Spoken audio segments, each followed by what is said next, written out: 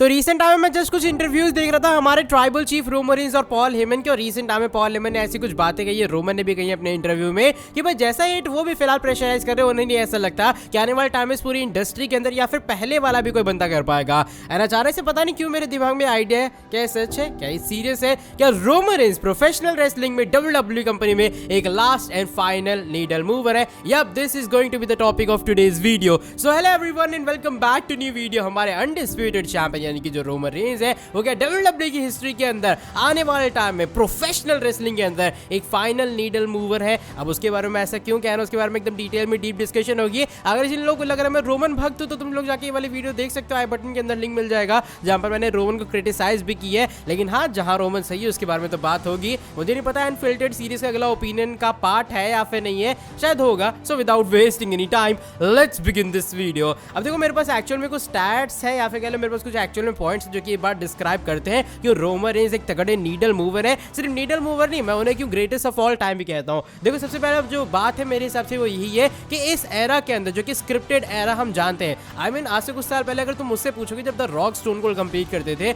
उस टाइम चलो मैं पैदा भी नहीं हुआ था, that's a whole different thing. लेकिन अगर मैं उनके मैचेस उस टाइम देख रहा हूँ तो मेरे दिमाग में क्या आइडिया आएगा, ये सब रियल होता है, ठीक है। ये वो रीजन है उस टाइम उस चीज की जो पॉपुलैरिटी वो इनसेन लेवल के ऊपर गई थी कि भाई रेसलिंग के अखाड़े में या फिर कह लो एक अरीना है, पूरा वेन्यू है जहां पर आके दो लोग आपस में कंपीट कर रहे हैं और सारी चीजें रियल है, सारी चीजें ट्रूथफुल है एकदम, और भाई पता लगता है कौन बंदा जीते, किसके अंदर एक्चुअल में दम है। लेकिन आज की सेंचुरी उस टाइम की सेंचुरी में एक बहुत लंबा चौड़ा गैप है, बहुत लंबा चौड़ा एक्चुअल में डिफरेंस है। उस टाइम किसी को नहीं पता था, आज छोटे छोटे चोने मोने बच्चों को पता है यार कि WWE स्क्रिप्टेड होती है। WWE स्क्रिप्टेड चाहे वर्ड उन्हें पता हो चाहे ना पता हो, उन्हें ये वर्ड पता होगा यार भाई क्या देख रहे हो, तो ये तो नकली होता है ना। तो नकली वाला जो रेफरेंस है उस एरा के अंदर इतना पॉपुलर होना, इतनी इनसेन पॉपुलैरिटी गेन करना, that is also a thing to be appreciate, I think, जहां तक मुझे लगता है। क्योंकि भाई इस एरा के अंदर अगर आपको इतनी पॉपुलैरिटी मिल रही है तो एक्चुअल में आपके अंदर एक बहुत अच्छी चीज है। और हाँ, ऊपर से इस एरा के अंदर जहां पर हम जानते हैं प्रेडिक्टेबिलिटी लेवल कितना ज्यादा है, अगर आप वहां टिकट सेलिंग कर रहे हो, वहां पॉपुलैरिटी बना रहे हो, वहां आप व्यूअरशिप ला पा रहे हो,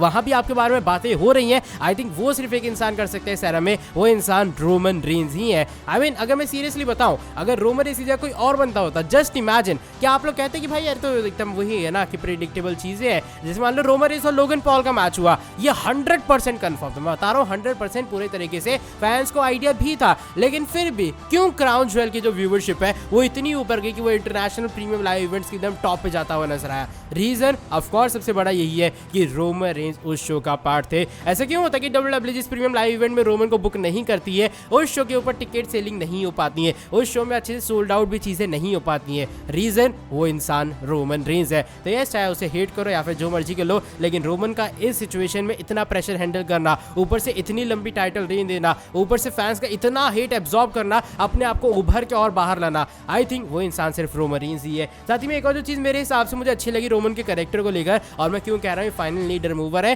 क्योंकि इनकी हील कैरेक्टर होने के बावजूद भी ना हम उन्हें जेन्युइनली पसंद करते हैं। एक होता है कि आप सामने से दिखाते हो कि आप इस इंसान को पसंद करते हो, आपके हिसाब से जैसे भेड़ चाल भी हम लोग कहते हैं कि भाई रोमन अच्छा है, रोमन अच्छा है, तुम भी कह रहे हो, मैं भी कह रहा हूँ, तीसरा बंदा भी आके ये कह रहा है, क्योंकि उसने वही सेम चीजें सुनी हुई है।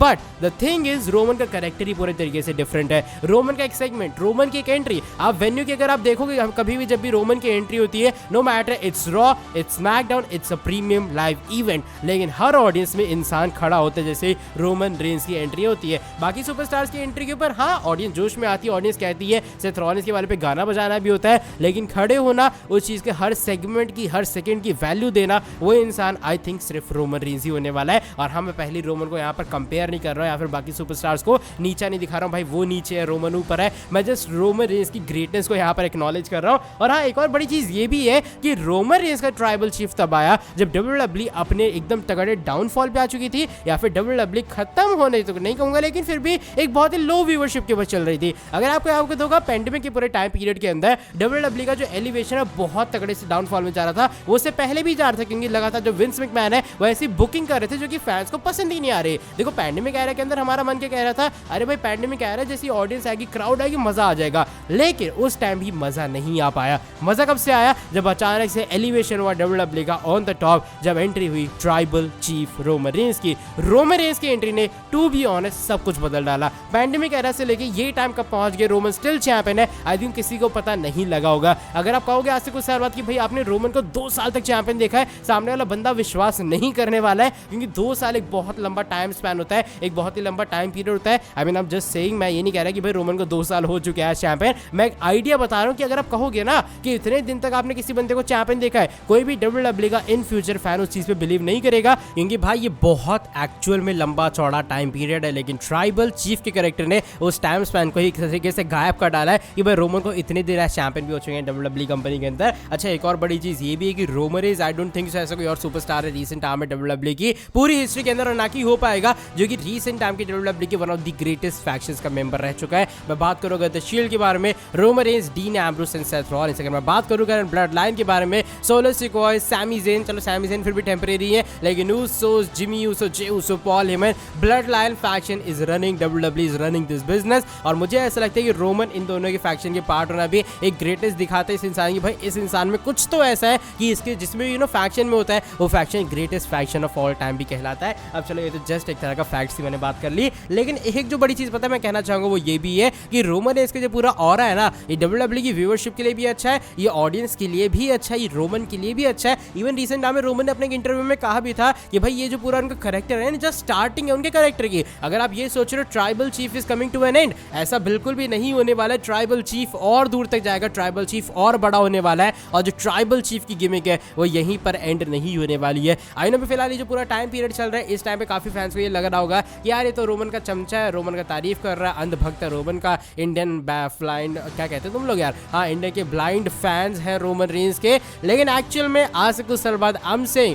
आप लोग ये कहोगे कि भाई क्या ग्रेटनेस थी यार रोमन रेंज की, वो एरा हम लोग मिस कर रहे हैं। क्योंकि मैं देख रहा हूँ ना रिसेंट टाइम में, आने वाले टाइम में चीजें ऐसी ही हो रही है। जब सीना वेन्यू के अंदर कंपीट करते थे, सीना को भी काफी बार बुक का सामना करना पड़ा। आज जॉन सीना कहलाते हैं greatest of all time GOAT. उस टाइम भी उन्हें ओवर पुश कहा गया, उस टाइम भी उन्हें ओवर रेट कहा गया। Randy Orton same scenario, over rated, over push, बेकार इंसान है, ऐसा इंसान है, वैसा इंसान है। आज the legend killer, the apex predator, the viper well, Randy Orton. And I am damn sure Roman Seth के साथ चलो नहीं, सेथ के साथ भी होता है, ऑडियंस टर्न हो जाते हैं उनके ऊपर भी कभी कभी, लेकिन आई थिंक रोमन के साथ भी ऐसे होने वाला है। अभी फिलहाल हम लोग कह रहे हैं ओवर रेटेड, ऐसा है वैसा है, और हाँ एक और चीज ओवर पुश्ड। लेकिन आज से कुछ साल बाद हम लोग कहेंगे क्या एरा था, क्या कमाल का वो चैंपियन था, क्या कमाल का वो ट्राइबल चीफ था। बाय द वे हाँ जो भी कह लो, मैं एंड में यही कहना चाहूंगा, यू लव हिम और हेट हिम, लेकिन तुम उसे देखते हो, मतलब you acknowledge the tribal chief. और एक बार फिर से मैं कह रहा हूँ, जिन लोगों को लग रहा है मैं रोमन का अंधभक्त हूँ, मैं रोमन को क्रिटिसाइज नहीं कर रहा हूँ। आपको वीडियो मिल जाएगी यहाँ पे या फिर यहाँ पे कहीं भी स्क्रीन के ऊपर, आप देख लेना, please someone stop Roman is, ऐसा करके वीडियो का टाइटल है। आप उस वीडियो को देखोगे, आपको पता लगेगा कि रोमन में एक्चुअल में गलती है या फिर रोमन की पूरी कहानी के अंदर। और अगर ऐसी और वीडियोस चाहते हो, फटाफट से चैनल को सब्सक्राइब कर देना और बेल नोटिफिकेशन को भी ऑन कर देना। ये जस्ट मेरी ओपिनियन वाली वीडियो थी, मैंने देखे कुछ इंटरव्यूज, मुझे लगा भाई शायद ऐसा होना चाहिए, शायद ऐसा बोलना चाहिए कि रोमन जैसा आने वाले टाइम में मुश्किल है WWE कंपनी के अंदर कोई और बन पाएगा। और अगर आपको मेरा ओपिनियन पसंद आया, लाइक करना, कमेंट करना और बस सब्सक्राइब करके बेल नोटिफिकेशन को ऑन कर दो। मिलता हूं मैं आपसे आके नेक्स्ट वीडियो के अंदर बहुत ही ज्यादा जल्दी। Till then bye bye, take care.